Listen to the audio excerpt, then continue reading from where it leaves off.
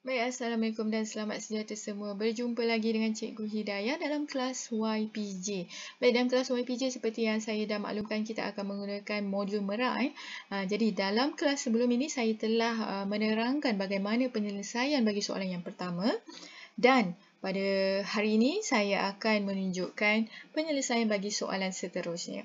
Baik, saya minta anda fokus dan lihat kaedah yang telah saya tunjukkan. Okay? So, kita akan pergi kepada soalan yang kedua. Baik, soalan yang kedua adalah berkenaan dengan persamaan linear serentak.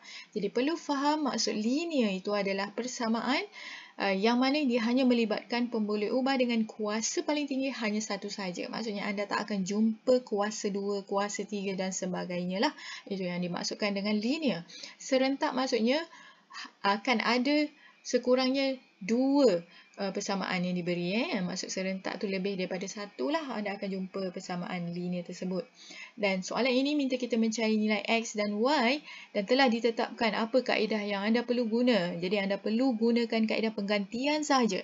Maksudnya sila guna kaedah penggantian. Sekiranya anda menyelesaikan soalan ini menggunakan kaedah lain daripada penggantian, maka anda tidak akan dapat walau satu pun markah walaupun jawapan anda betul. Okey, so take note di situ.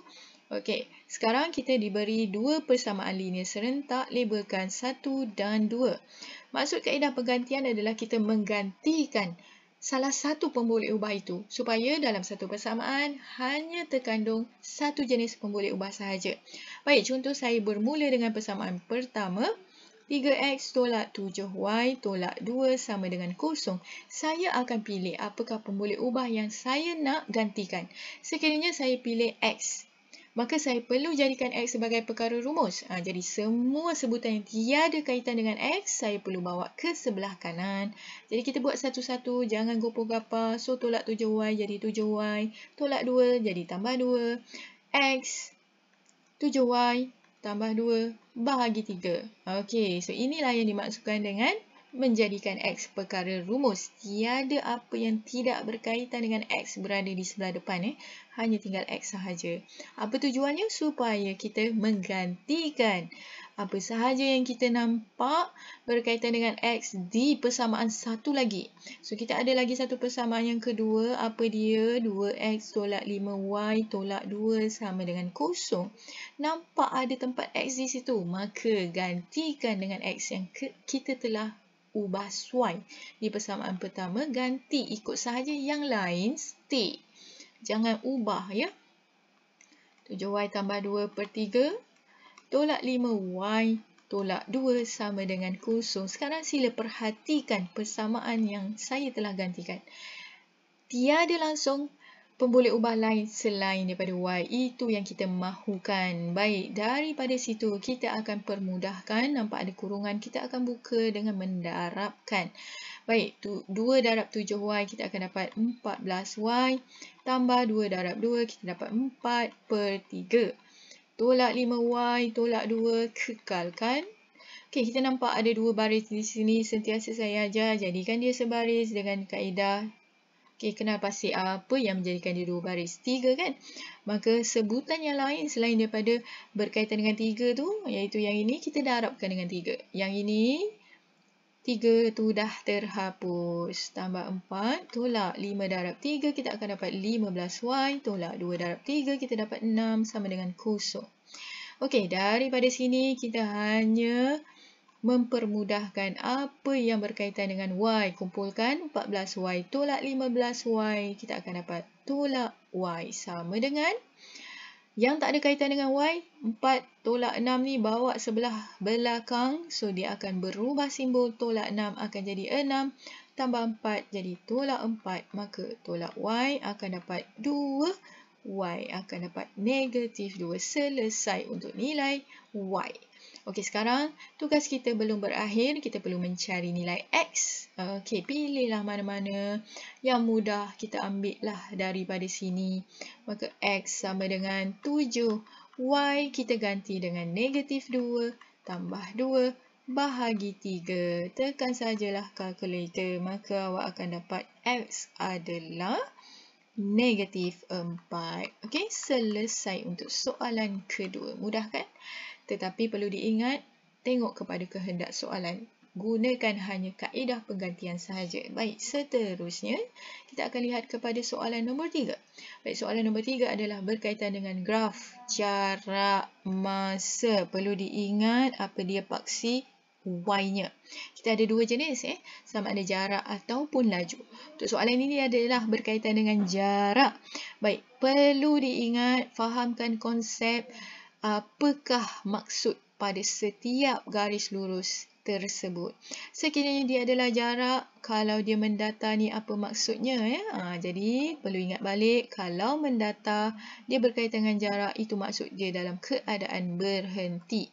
Ia akan berbeza sekiranya graf itu adalah laju. Okey, sekiranya laju, okey, graf mendatar maksudnya dia masih lagi berjalan, cuma lajunya adalah seragam. Okey, siapa yang masih lagi blur-blur, dah tak ingat, sila tengok semula tingkatan 4. Baik. So, kita tengok kepada soalan A, nyatakan tempoh masa, maksudnya kita perlu lihat paksi X. Dalam jam, highlight beberapa perkara maklumat yang penting. Dalam graf adalah minit. Kehendak soalan jam. Di situ perlu ada penukaran unit. Dalam keadaan berhenti, sebab itu kita perlu mahir membaca graf. So, apabila kita dah mahir, kita tahu berhenti itu kawasan mana? Ni, kawasan di tengah-tengah ini. So, hanya fokus di situ. Jadi, sekiranya kita direct daripada raja, kita akan dapati tempoh masa adalah dari 45 ke 65. Maka untuk dapatkan tempoh dari 45-65, kita tolakkan sahajalah 65 tolak 45, kita akan dapat 20 minit. Ingat direct daripada graf kita dapat unit minit, sedangkan soalan dalam jam. Maka 20 minit tukar kepada jam perlu bahagi 60. Okey, so kita akan dapat 1/3 ataupun 0.33 jam. Okey, berikan jawapan dalam jam. Baik, kita teruskan kepada soalan yang kedua. Hitung laju. So, apabila dia minta kita menghitung laju, kita mesti tahu formula. Siapa tak ingat, jangan risau, diberi dalam soalan. Laju adalah jarak per masa. Okey, ingat rumus ini. Dalam kilometer per jam, sekali lagi perhatikan unit jam. Yang dalam rajah minit, perlu ada penukaran unit. Dalam tempoh 45 minit pertama, jadi 45 minit pertama, di mana kawasan yang awak nak fokus tu? Okey, saya guna warna yang berlainan. Maksudnya 45 minit pertama di kawasan yang ini sahaja. Pada satu-satu masa, fokus pada di mana kawasan yang anda nak selesaikan. Jadi, dalam tempoh 45 minit pertama, kita tahu rumus nak mencari laju adalah jarak bahagi masa. Okey, maka sekiranya kita direct daripada raja, jarak bagi 45 minit pertama adalah 60. So, 60 bahagi masa 45 minit.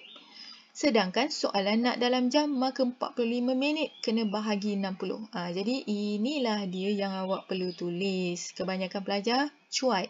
Di bahagian masa, tidak tukar kepada jam mengikut kehendak soalan. Okey, baik. Maka awak akan kira sahaja guna kalkulator. Bahagi 60 bahagi dengan 45/60. Okey, maka jawapannya adalah 80 km per jam. Jadi, kalau unit tak tulis pun tak apa. Bimbang awak salah tulis. Jadi, tulis 80 pun sahaja diterima. Okey, C. Selepas berhenti seketika. Baik, bila dia kata selepas berhenti seketika, mana kawasan yang anda fokuskan? So, kawasan nak fokus adalah kawasan yang terakhir di sini. Nampak tak? Pada satu-satu masa, kita hanya fokus pada kawasan tertentu sahaja. Dan telah diberi lajunya 90 km per jam. Jadi, pada kawasan ini, lajunya adalah 90. Dan tiba di bandar Q. Jadi, di bandar Q di sinilah. Selepas T minit. Jadi, masa itu kita tak tahu. Hitung nilai T. Baik, untuk mendapatkan laju, kita tahu formulanya adalah jarak per masa.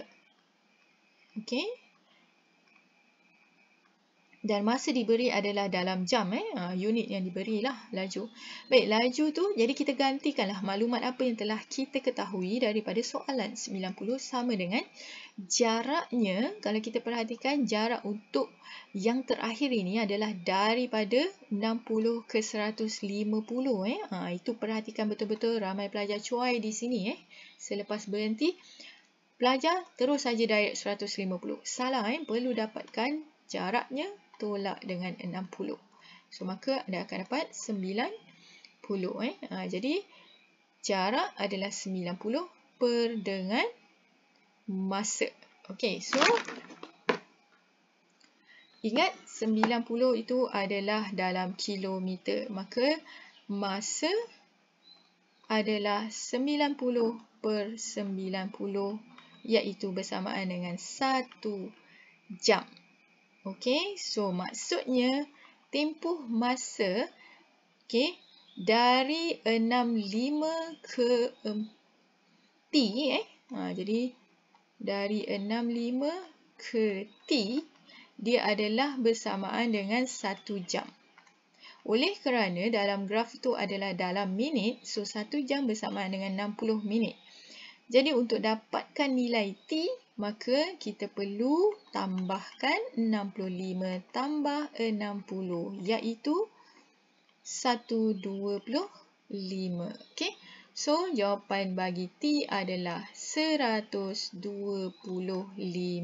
Baik, diharap di situ jelas. Baik, itu sahaja untuk kelas YPJ hari ini berkaitan dengan soalan nombor 2 dan nombor 3. Okey, sekiranya ada masalah bolehlah berhubung dengan cikgu. Terima kasih. Assalamualaikum semua.